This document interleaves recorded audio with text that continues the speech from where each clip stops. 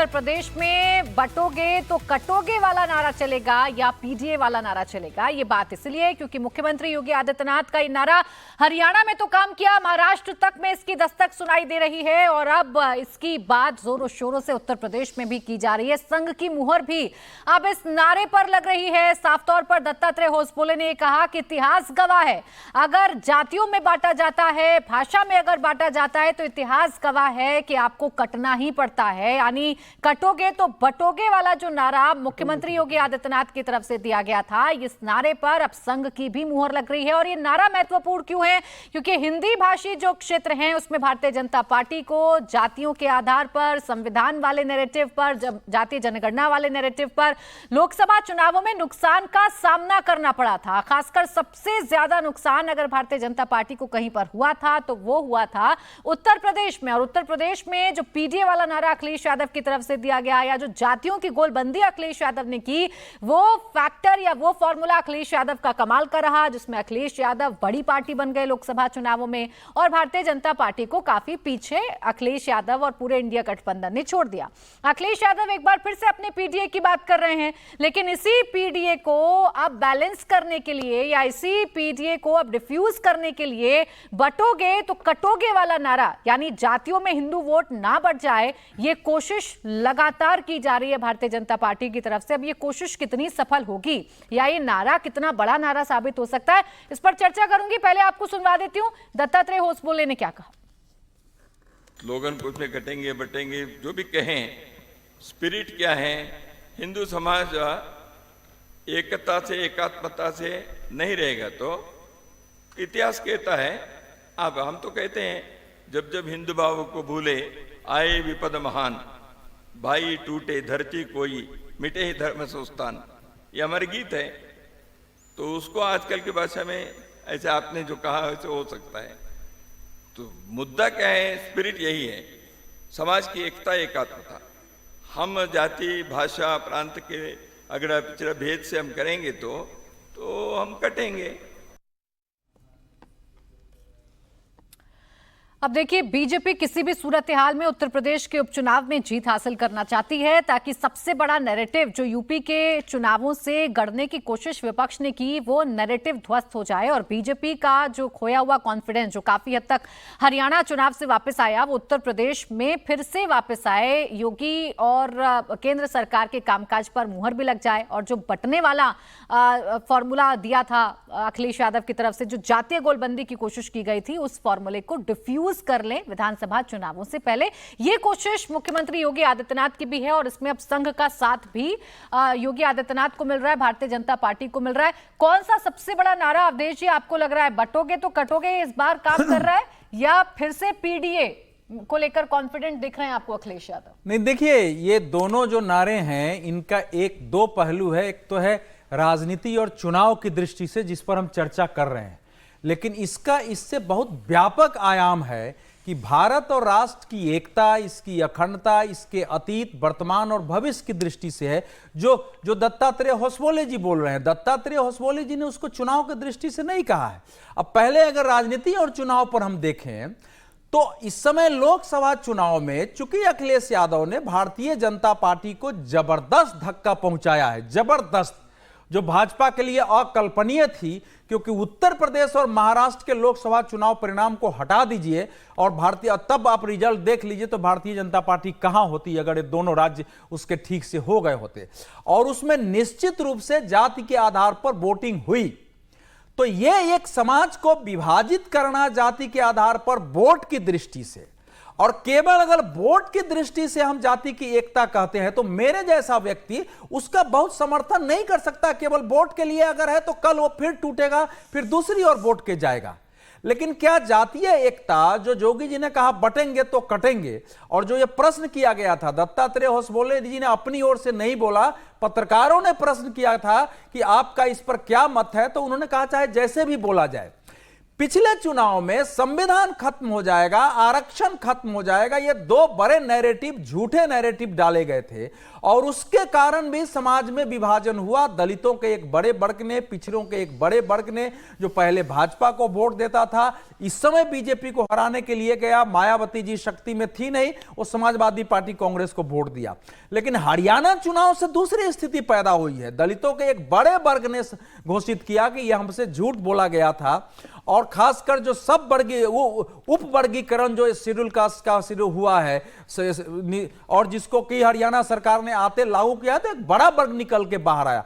तो पीडीए के आधार पर केवल उस समय वोट मिला, यह सच नहीं है। सच यह है कि उसके लिए आधार आरक्षण खत्म और वो बनाया गया। जो दूसरी भाषा है बटेंगे तो कटेंगे, देखिए इसका एक व्यापक आयाम है। जो दत्तात्रेय जी ने कहा कि हमको हिंदू एकता क्यों चाहिए, क्योंकि लोक मंगल के लिए, विश्व के कल्याण के लिए, क्योंकि यह भाव हिंदुओं में ही है समाज के लिए। इसलिए हम आग्रह करते हैं कि सबको सुख मिले, क्योंकि जब जब हिंदू बटा है तो कटने का मतलब केवल शरीर नहीं कटा है, देश कटा है। अफगानिस्तान कटा है, पाकिस्तान कटा है, बांग्लादेश कटा है और ये परिणाम हुए हैं। वो परिणाम फिर से नहीं आए, इसके लिए व्यापक आयाम पर भी है और उसमें वोट देना भी है, क्योंकि इस समय केवल देश के अंदर नहीं, देश के बाहर की शक्तियां भी जो भारत को कमजोर करना चाहती हैं, उनका एक पॉलिटिकल दृष्टि इसलिए हो जाती है कि इसके कारण हिंदू एकता से बीजेपी आगे बढ़ रही है। तो पहले बीजेपी को कमजोर करो, उसके बाद ये फिर देश कमजोर होगा। यह नहीं है कि दूसरी पार्टियां देश को मजबूत नहीं करना चाहती है, लेकिन इस बिंदु पर उनकी जो रणनीति है वो भारत के दूरगामी हित में न होकर भारत को सामाजिक रूप से, सांस्कृतिक रूप से कमजोर करने वाली है। इसलिए इस नारे का महत्व है। जोगी जी जब नहीं बोले थे तब भी ये बातें लंबे समय थी, जिस गीत की चर्चा की है। संघ कहता रहा है जोगी जी कल नहीं रहेंगे तब भी होगा, लेकिन जोगी जी के कैची वर्ड जो है ना, ये इस ढंग से किसी ने पहले नहीं बोला। तस्वीरों में नजर आ रहे हैं काल भैरव के दर्शन इस वक्त मुख्यमंत्री योगी आदित्यनाथ कर रहे हैं और ये जो नारा है ये आगरा के एक रैली में मुख्यमंत्री योगी आदित्यनाथ की तरफ से दिया गया था, जिसे खूब जोरों शोरों से प्रचारित किया गया। हरियाणा में सबसे ज्यादा इस नारे का इस्तेमाल किया गया और इस नारे की वजह से आप कह लीजिए, या जो फेक नैरेटिव विपक्ष की तरफ से चलाया गया, उस नैरेटिव के ध्वस्त होने का कारण ले लीजिए। हरियाणा में अकल्पनीय जीत भारतीय जनता पार्टी को मिली और इसीलिए बीजेपी इसी नारे को लेकर कॉन्फिडेंट है। अब आप कह सकते हैं अगर उत्तर प्रदेश में भी, और इस पर मुहर संघ की भी लग रही है। संघ भी यही बात कहता हुआ नजर आ रहा है। देखिए लोकसभा चुनावों के बाद खूब बैठकें हुई, पता लगाने की कोशिश की गई कि आपको नुकसान क्या पहुंचा। और विजय जी, सबसे बड़ा नुकसान तो इसी बात पे पहुंचा कि आपका जो हिंदुत्व वाला वोट बैंक था, जो आपको एकजुट होकर वोट दिया करता था राम मंदिर के मुद्दे पर भी, वो हिंदू वोट बैंक आपका जातियों में बंट गया। इसीलिए बटोगे तो कटोगे वाली बात है। देखिए दो बातें अलग अलग है। जैसे अभय जी ने भी कहा ना, मैं सहमत हूँ कि राजनीतिक बात अलग है जो योगी जी कर रहे हैं, और दत्तात्रेय होसबोले संघ के सर कार्यवाह हैं, बहुत बड़े मतलब हेड है, वो सीईओ है संघ के। वो किसी पत्रकार के सवाल के जवाब में बोलें या अपने आप बोलें, एक ही बात है। उनकी बात में कोई फर्क नहीं पड़ता उनके वजन में, और वो बात जो कर रहे हैं वो ठीक बात है। लेकिन मैं सोचता हूँ कि संघ का जो उद्देश्य है, राष्ट्रीय स्वयंसेवक संघ का उद्देश्य क्या है, उसका 1 पॉइंट नारा क्या है? राष्ट्र प्रथम। राष्ट्र प्रथम है ना। तो हिंदू एकता क्यों, राष्ट्र की एकता क्यों नहीं? अगर देश एक रहेगा तो वो बाहर के देश के लोग हों, दुनिया के लोग हों, इंटरनेशनल पावर्स हों या देश के अंदर लोग हों, वो क्या देश को तोड़ सकते हैं? हिंदू एकता के खिलाफ नहीं हूं मैं, लेकिन देश की एकता क्यों नहीं हो? राष्ट्र प्रथम जिस संगठन का नारा हो, नेशन फर्स्ट की बात करती है, भारतीय जनता पार्टी भी नेशन फर्स्ट की बात करती है। तो नेशन फर्स्ट की बात है तो नेशनल यूनिटी की बात करें, देश की एकता की बात करें। और अगर देश की एकता की बात करेंगे तो जो साइड इफेक्ट्स आपको बटोगे तो कटोगे में दिखाई देते हैं, वो भी नजर नहीं आएंगे। तो इसको मुझे लगता है कि इस पर भी थोड़ा सा रीथिंक करना चाहिए। और जब जब हम ये बात कहते हैं कि हिंदू जब तक है तब तक देश सुरक्षित है, हिंदू जब तक है तब तक देश में किसी तरह का सांप्रदायिकता या कोई वो नहीं है, ये इसे मैं एक एरोगेंस समझता हूं। एरोगेंस की तरह से है ये कि भाई हिंदू है तभी सब कुछ है, ऐसा तो नहीं है ना। सब लोग साथ में हैं, सब लोगों के साथ होने के साथ, इसमें मैं ये नहीं कह रहा कि हिंदू हैं तो कट रहे हैं या बट रहे हैं, दोनों मतों का एक फर्क है। तो इसलिए उससे भी बहुत सारे लोग इरिटेट होते हैं कि जब आप ये कहें कि नहीं बस आप हैं इसलिए देश है, आप हैं देश इसलिए देश नहीं है, देश है इसलिए आप हैं। समझे, ये बात समझने की जरूरत है। और देश की एकता पर बात करने का वक्त है। देश की एकता में हिंदू एकता भी शामिल है, सब लोगों की एकता शामिल है। और मुझे नहीं पता कि ओसवाले साहब या भागवत साहब देश की एकता के खिलाफ है। नहीं तो हिंदू एकता से देश की, एक सेकंड, हिंदू एकता से देश की एकता कहां धक्का पहुंचती है?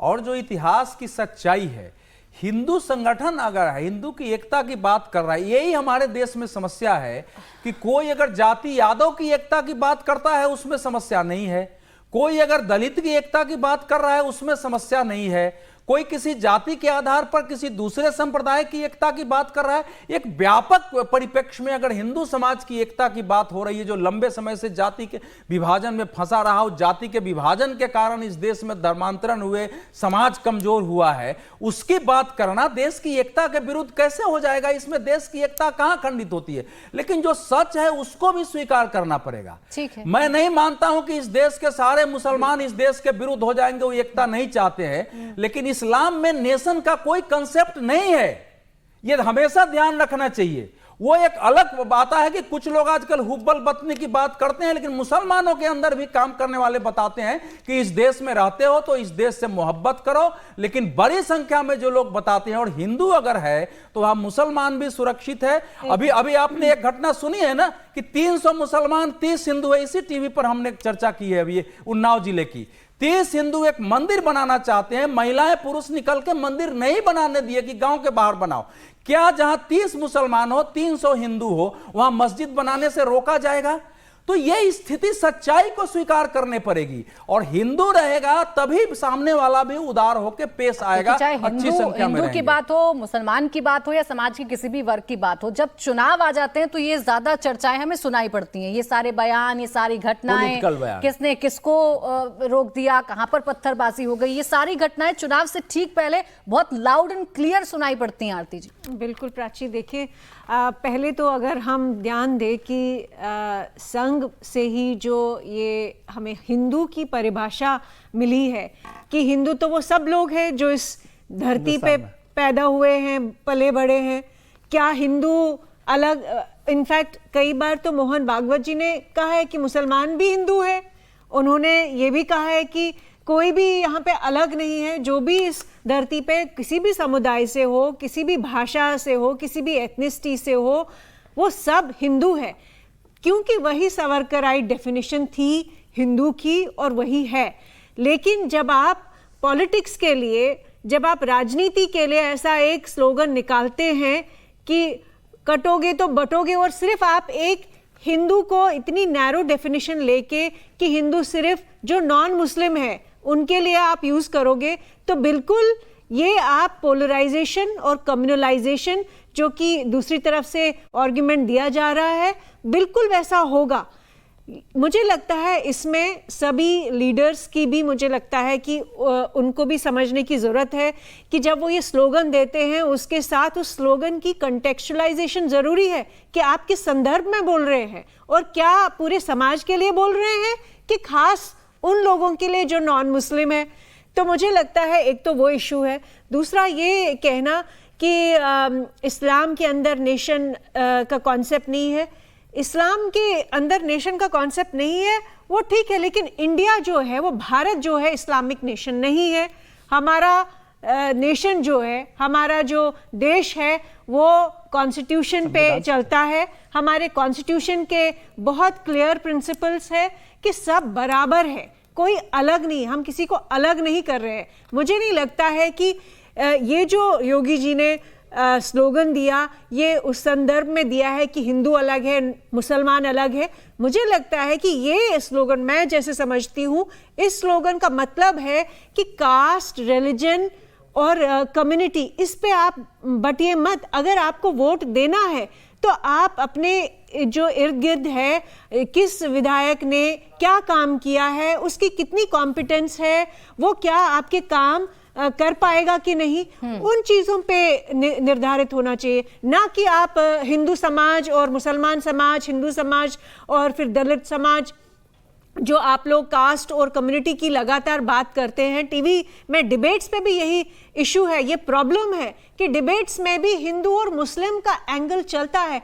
कभी कोई ये मैं नहीं सुनती कि क्या उस विधायक ने कितना काम किया है अपने कंस्टिट्यूएंसी में। कभी ये नहीं मैं सुनती कि क्योंकि इसे अपने अपने हिसाब से, आरती जी, इसे अपने अपने हिसाब से परिभाषित भी किया जाता है, बताया जाता है बार बार। कभी कोई, जैसा आपने कहा कि बटोगे तो कटोगे वाला नारा कभी विकास के नाम पर बताया जाता है कि हम तो विकास की बात कर रहे हैं, विकास पर सबको एकजुट होना होगा। जरूरत के हिसाब से जो पॉलिटिशियन है वो इसका इस्तेमाल करते हैं। अगर उन्हें पोलराइजेशन चाहिए तो जरूर इसका टीवी डिबेट की बात की है। नहीं सुनो, वो बोलेंगे। एक और खबर मैं बता दूं, फिर समीर जी आप इस पर जरूर प्रतिक्रिया दीजिएगा। यूपी की बात करें तो ये खबर बता देना भी जरूरी है। प्रभु श्री राम की नगरी में इस बार अयोध्या में दीपोत्सव की भव्य तैयारी है। अयोध्या के 55 घाटों को दियों से सजाया जा रहा है। तो इस बार रिकॉर्ड 25 लाख दीपक जलाने की तैयारी है। इसके लिए 30,000 वॉलंटियर्स को तैनात किया गया है। 28 अक्टूबर से 31 अक्टूबर तक चलने वाले दीपोत्सव की तैयारी आखिरी दौर में है। और इस बार दीपोत्सव खास इसीलिए है क्योंकि राम मंदिर बनने के बाद, रामलला के विराजमान होने के बाद ये पहला दीपोत्सव अयोध्या में होने जा रहा है। हर साल यूपी सरकार अपना ही रिकॉर्ड तोड़ती है और इस बार भी इस रिकॉर्ड को तोड़ने के लिए जो तैयारी है वो की जा रही है। अब समीर जी अपनी बात रखिए।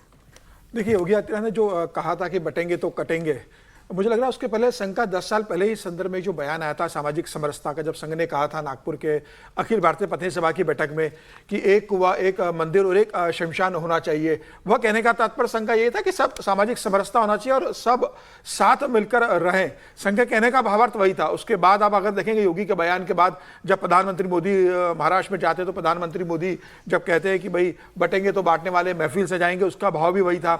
उसके बाद संघ प्रमुख मोहन भागवत जी जब दशहरे के लिए अपना उद्बोधन देते हैं संघ मुख्यालय में दशहरे के दिन, उसका भावार्थ भी यही था। और जो अब संघ की अखिल भारतीय कार्यकारिणी मंडल की जो बैठक मथुरा में हुई थी, उसके बाद पत्रवार्ता को संबोधित करते हुए जो संघ के सर कार्यवाह दत्तात्रेय होसबोले जी ने कहा, वह भी भावार्थी था। उन्होंने कहा कि योगी जी ने जो कहा है कि बटेंगे तो कटेंगे, हमारा भावार्थ भी वही है कि हमें इकट्ठा होकर रहना चाहिए। लेकिन देखिए क्या रहता है, संघ बहुत लंबे समय से करा है, लेकिन कब कोई व्यक्ति जो कोई फेमस हो, कोई बात कहता है तो उठा ली जाती। जैसे एक मैं आपको उदाहरण देता हूं, जैसे भाग मिल्खा भाग फिल्म बनी थी, तो मिल्खा सिंह तो धावक हमेशा अच्छा रहा है, लेकिन जब उसको फिल्म के रूप में प्रेजेंट किया गया तो घर घर में लोग जाने लगे कि भाग मिल्खा भाग बहुत अच्छे धावक थे और कितना उनका योगदान रहा था। तो योगी जी एक बहुत फेमस पॉलिटिशियन, एक नेता है। योगी जी और प्रधानमंत्री मोदी कोई बात कहेंगे तो वो घर घर सुनी जाती है, उस बात को लिया जाता है। संघ लंबे समय से कहता आ रहा है, लेकिन उसका इतना व्यापक असर है, चर्चा नहीं हुई। योगी जी का जो कहने का जो तरीका था, जिस तरीके से उन्हें तीखे शब्दों में और जो सीधे, जिसे कहते हैं ना कि दिमाग में उतर जाएगा कि बटेंगे तो कटेंगे, स्ट्राइक सीधे जो होता है, मतलब टैगलाइन जो उन्होंने कहा है, और मुझे लग रहा है कि ये टैगलाइन भारतीय जनता पार्टी आने वाले महाराष्ट्र चुनाव में भी इस्तेमाल करने वाली है। देखिए, भारतीय जनता पार्टी को 2024 के लोकसभा चुनाव में उत्तर प्रदेश के बाद महाराष्ट्र में सबसे ज्यादा नुकसान हुआ था, उसके बाद राजस्थान में भी नुकसान हुआ था, और वहीं जो जातिगत समीकरण जो भारतीय जनता पार्टी के खिलाफ चले गए थे, उसका नुकसान भारतीय जनता पार्टी को लोकसभा में उठाना पड़ा था। तो अब उत्तर प्रदेश के विधानसभा उपचुनाव जो 9 सीटों पर हो रहा है, वो महाराष्ट्र के विधानसभा चुनाव में भारतीय जनता पार्टी इसे एक मास्टर स्ट्रोक के रूप में, एक टैगलाइन के रूप में इस्तेमाल करेगी और मुझे लगता है कि जज करेगी कि इसका असर कितना होता है। और 288 विधानसभा सीटों पर यह बैनर लगने वाले हैं कि बटेंगे तो कटेंगे, और योगी आदित्यनाथ की सिर्फ प्रधानमंत्री मोदी के बाद सबसे ज्यादा सभा होने वाली है तस्वीरें दिखा रहे हैं। ये तस्वीरें भी तो सबसे ज्यादा सवालों के घेरे में विपक्ष लेकर आता है ना। इन तस्वीरों को ले लीजिए, दीपोत्सव को ले लीजिए, दीपोत्सव जिसमें अयोध्या पूरी जगमगाती नजर आती है, उस पर भी खूब सियासत होती है और उसे भी धर्म से, ध्रुवीकरण से, सबसे जोड़कर देखा जाता है ना। ठीक है ना, लेकिन मुझे लगता है इसमें गलत क्या, अगर राम के दरबार में, अगर अयोध्या में अगर दीप नहीं जलेंगे, अगर सरकार 25 लाख दिए जला रही है, 30 लाख दिए जला रही है, तो उसमें कोई आपत्ति होना नहीं चाहिए। आप देखिए, अभी कुछ दिन पहले ही अब जामिया मिलिया इस्लामिया में 4 बच्चे अगर दिवाली के 4 दिए जला रहे थे और मिठाई खिला रहे थे, तो किस तरीके से वहां उधम कर दिया गया था। तो मुझे लग रहा है कि अयोध्या में अगर जला रहे हैं, कृष्ण में अगर कृष्ण जन्माष्टमी अगर मनती है, तो मुझे लग रहा है पूरे देश को इसका स्वागत करना चाहिए। इससे इस दृष्टि से क्यों देखा जाए कि कोई एक धार्मिक उत्पाद की कोशिश की जा रही है, धर्म के आधार पर बांटने की कोशिश जा रही है, किसी धर्म विशेष को चिढ़ाने की कोशिश की जा रही है। दिवाली में तो दिए जलेंगे ही ना, और रामनवमी के दिन राम के अयोध्या में तो धूमधाम से पूजा होगी। और रामचंद्र जी के, सुनो, रामचंद्र जी के वन से वापस लौटने सीता जी के साथ उसी उपलक्ष्य में दिवाली मनाई गई थी अयोध्या में। तो हमारी सांस्कृतिक परंपरा वहीं से आती है। तो अयोध्या में अगर सरकार इसको मदद करके एक व्यापक रूप देती है और उससे अगर उसमें कामना होती होती है विश्व कल्याण की और सबको प्रकाश मिले, उसके पीछे जो पंडित मंत्रोच्चार करते हैं कि ज्योतिर्मा अमृतम गमय, तो वो जो है मृत्यु से अमृत की ओर जाना, अंधकार से प्रकाश की ओर जाना, तो ये तो देश के कल्याण के लिए है। इसीलिए बार बार हिंदू एकता की बात होती है, उसमें मुसलमान विरोध कहीं नहीं होता है।